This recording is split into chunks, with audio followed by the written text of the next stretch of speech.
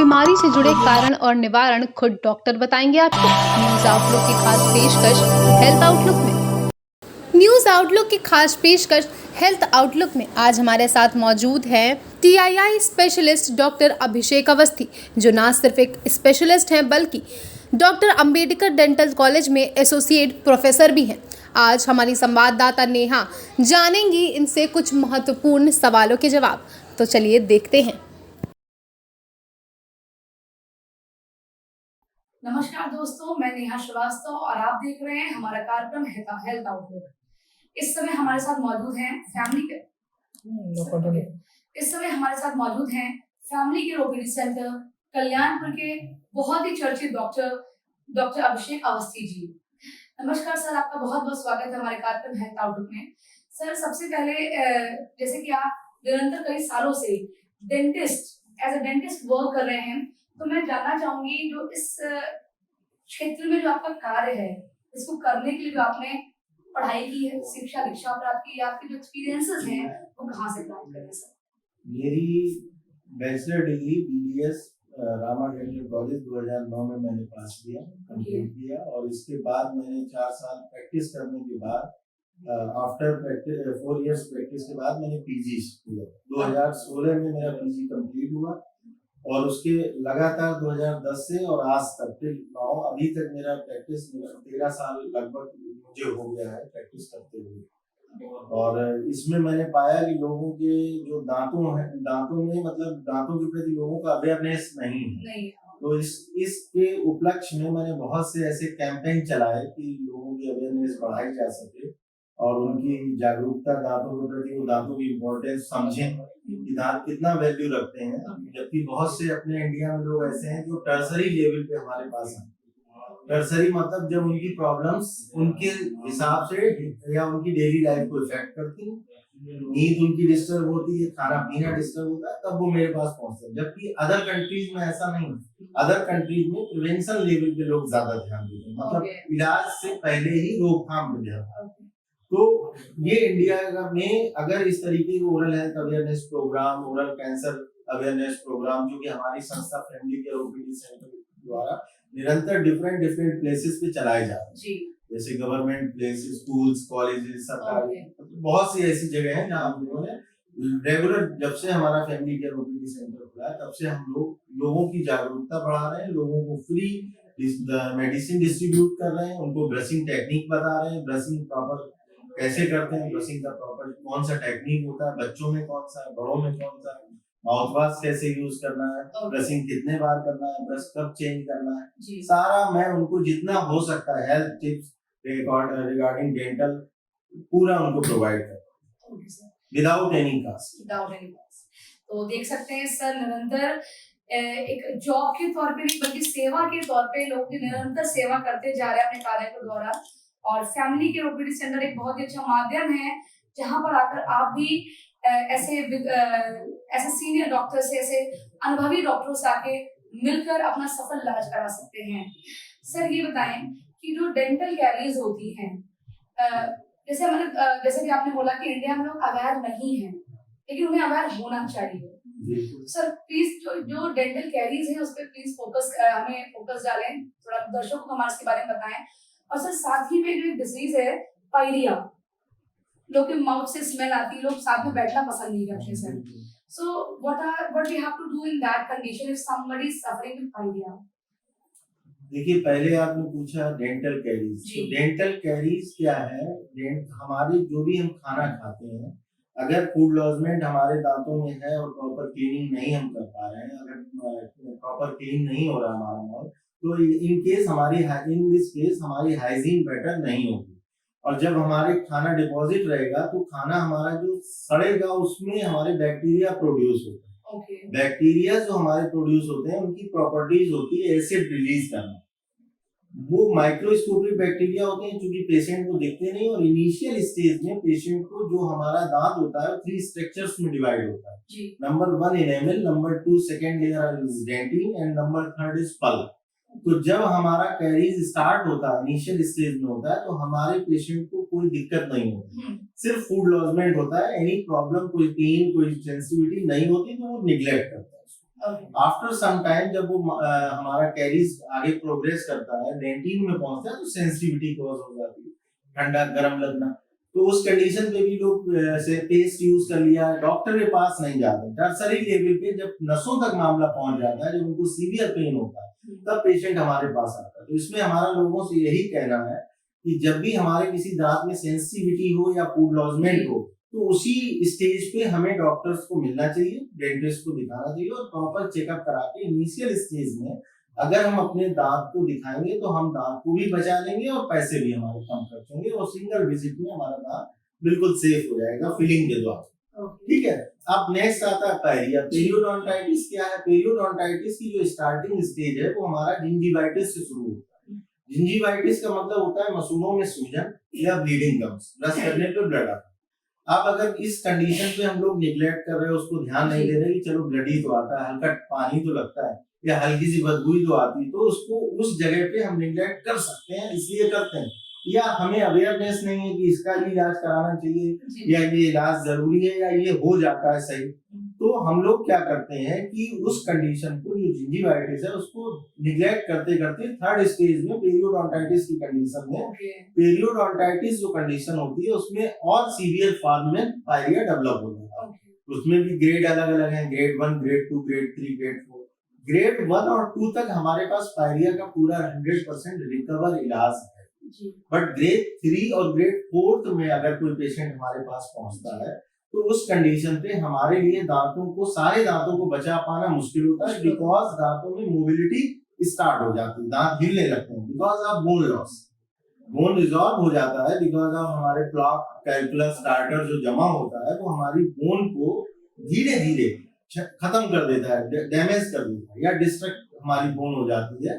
उसके बाद जितना हमारा बोन नीचे की तरफ रिसीशन होगा हमारे दांत में, उतना हमारा दांत स्ट्रेंथ में कम होता चला जाएगा और मसूड़ा लोग नहीं कहते खुलने लगे, जड़ें खुलने लगी, सेंसिटिविटी हो रही है, दांत हिल रहे हैं, तो ये बिकॉज ऑफ सारा पायरिया ग्रेड। अब इस कंडीशन पे क्या है, जब हमारी स्टार्टिंग फेज आई जिंजिवाइटिस, अगर हम उसी समय जाके डॉक्टर के पास पहुंच जाते हैं तो उसका स्केलिंग, मतलब दांतों की क्लीनिंग, जैसा कि हम लोगों के समाज में धारणा है कि स्केलिंग नहीं करानी चाहिए, दांत कमजोर हो जाते हैं, बहुत से लोग हमारे पास आते हैं कहते हैं मिथ है ये। तो मिथ में जैसे कि दांत उखड़वाने से आंखें कमजोर हो जाती हैं, जबकि हमारे द्वारा बहुत लोगों को ये मिथ के बारे में बताया गया कि ऐसा कुछ नहीं होता है, ना दांत उखड़वाने से आंखें जाती है, ना पायरिया से सफाई कराने से दांत हिलते हैं, बट लोगों के अंदर भरा हुआ है।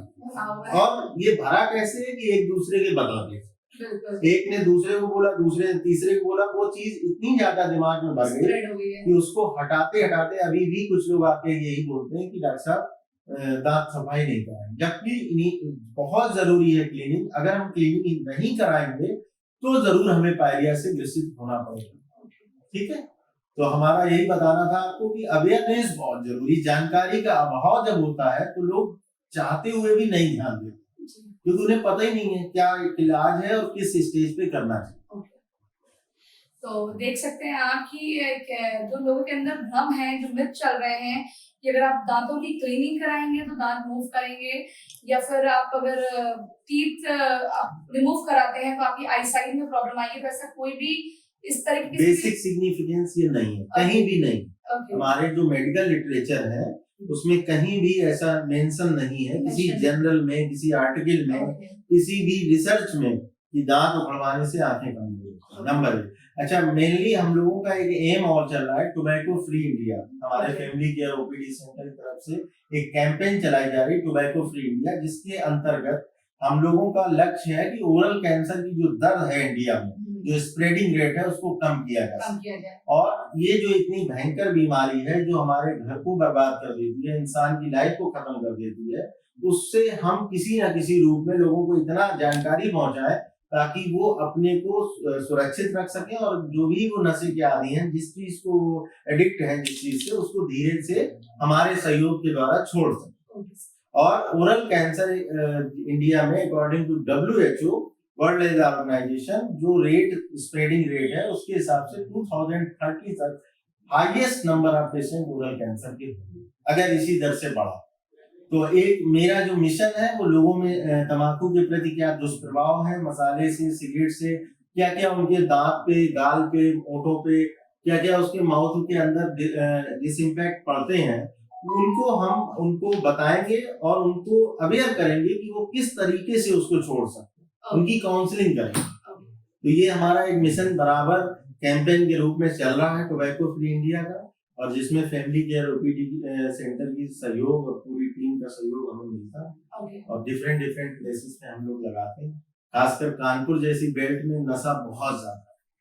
अपने इंडिया में कानपुर एक ऐसा शहर है जहाँ मैन्युफैक्चरिंग भी बहुत ज्यादा है टोबैको की, और सबसे ज्यादा एक्सपोर्ट भी सबसे ज्यादा यहीं से। तो यहाँ पे अगर इस तरीके कोई कार्यक्रम किया जाएगा तो उसका रिजल्ट बहुत हमें वास्ट रूप में दिखाई देगा, क्योंकि जहाँ से हमारी जड़ी शुरू हुई है अगर हम उसको ही रोक लें तो हमें सफलता ज्यादा और अच्छे रूप में मिलेगी। तो देख सकते हैं जो डॉक्टर साहब से बात करके हम ये एहसास कर पा रहे हैं कि जो उनके मन की भावनाएं हैं वो सिर्फ पैसा कमाना, एक बिजनेस सेटअप करना ना होकर पूरे जन सामान्य को जागरूक करना और उनको थ्रोट, टीथ से रिलेटेड जो प्रॉब्लम्स आ रही लाइफ में उनके प्रति जागरूक करना, क्योंकि जागरूकता एक ऐसी चीज है जो अच्छे से अच्छी चीजों की जड़ों को हिला सकती है, बुराइयों की जड़ों को हिला सकती है। सर का कहना है कि वो कई सालों से जो टबाको से लोगों को फ्री कराने के लिए एक कैंपेन चला रहे हैं, प्रोग्राम। ओके, तो सर अच्छा मुझे ये बताएं, जैसे लोगों की क्या होता है कि फॉर एग्जांपल किसी के साइड के जो टीथ होते हैं तो शार्प हो जाते हैं, तो उससे चीक्स में यहाँ पे स्पॉट्स जाते हैं, चीक बाइट जाता है, तो समटाइम पीपल स्टार्टेड थिंकिंग कि उनको कैंसर हो गया है। So sir, exactly कि कैंसर को हम कैसे पहचान सकते हैं that the person is suffering with cancer? देखिए, अगर किसी को कोई भी ओरल अल्सर है, मुंह में छाला है, और अगर वो 15 दिन से ज्यादा सही नहीं हो रहा है तो हमें उसकी बायोप्सी, टाइप ऑफ बायोप्सी कई टाइप की होती है, तो हमें स्क्रैप साइटोलॉजी करा सकते हैं, हम एफएनएसी करा सकते हैं, फाइन नीडल एस्पायरेशन साइटोलॉजी, मतलब हम बायोप्सी करा के या उसको पता कर सकते हैं इनिशियल स्टेज में कि वो कैंसर का दाग है, वाइट पैच है, या कैंसर का छाला है, या एक नॉर्मल ओरल अल्सर, ठीक है। और अगर 15 दिन में वो ठीक हो जाता है तो हमें कोई चेकअप कराने की जरूरत नहीं। अगर मैक्सिमम 15 डेज या हमारे जैसे आपने देखा होगा बहुत से लोग टोबैको मसाले के यूज करते हैं जिनकी माउथ ओपनिंग बहुत कम हो जाती है।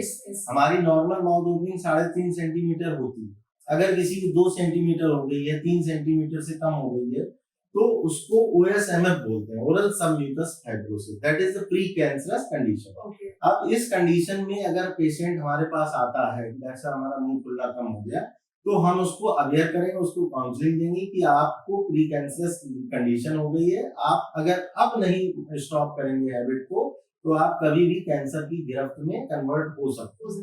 अगर उस स्टेज पे पेशेंट का दवाओं के द्वारा, एक्सरसाइज के द्वारा, उसको स्टॉप द हैबिट के द्वारा हम मुंह उसका रिवर्स रिकवर कर सकते हैं, दोबारा से नॉर्मल माउथ ओपनिंग ला सकते हैं। अगर मान लीजिए किसी की माउथ ओपनिंग बिल्कुल बंद हो गया है, माउथ ओपनिंग बिलो 1 सेंटीमीटर हो गई, तो उस कंडीशन पे हम लोग सर्जरी करते हैं, जिसमें सर्जरी के द्वारा माउथ खोल दिया जाता है और लगभग 15 दिन में उसको फिजियोथेरेपी द्वारा रिजल्ट मिल जाता है।